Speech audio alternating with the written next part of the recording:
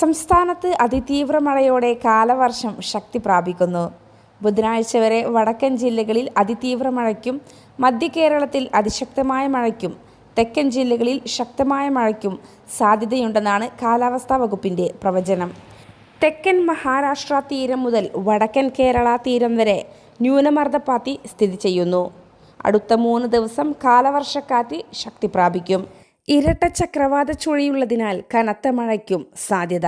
ബുധനാഴ്ച വരെ കേരള, കർണാടക, ലക്ഷദ്വീപ് തീരങ്ങളിൽ നിന്ന് മത്സ്യബന്ധനത്തിന് പോകാൻ പാടില്ല. ഈ തീരങ്ങളിൽ 55 കിലോമീറ്റർ വരെ വേഗതയിൽ ശക്തമായ കാറ്റിനും സാധ്യത. ഉയർന്ന തിരമാലയ്ക്കും കടലാക്രമണത്തിനും സാധ്യതയുള്ളതിനാൽ ദേശീയ സമുദ്രസ്ഥിതി പഠന ഗവേഷണ കേന്ദ്രം കാസർഗോഡ്, കണ്ണൂർ തീരങ്ങൾക്ക് നാളെ വരെ പ്രത്യേക ജാഗ്രതാ നിർദ്ദേശം നൽകി.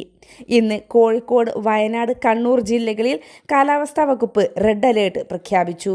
ഇടുക്കി, എറണാകുളം, തൃശൂർ, പാലക്കാട്, മലപ്പുറം, കാസർഗോഡ് ജില്ലകളിൽ ഓറഞ്ച് അലേർട്ടും തിരുവനന്തപുരം, കൊല്ലം, പത്തനംതിട്ട, ആലപ്പുഴ, കോട്ടയം ജില്ലകളിൽ യെല്ലോ അലേർട്ടും പ്രഖ്യാപിച്ചു.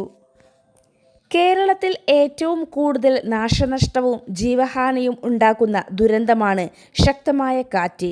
ശക്തമായ കാറ്റിൽ മരങ്ങൾ കടപുഴകിയും ചില്ലകൾ ഒടിഞ്ഞു വീണും അപകടങ്ങൾ ഉണ്ടാകാനുള്ള സാധ്യതയുണ്ട്. കാറ്റും മഴയും ഉണ്ടാകുമ്പോൾ ഒരു കാരണവശാലും മരങ്ങളുടെ ചുവട്ടിൽ നിൽക്കാൻ പാടുള്ളതല്ല.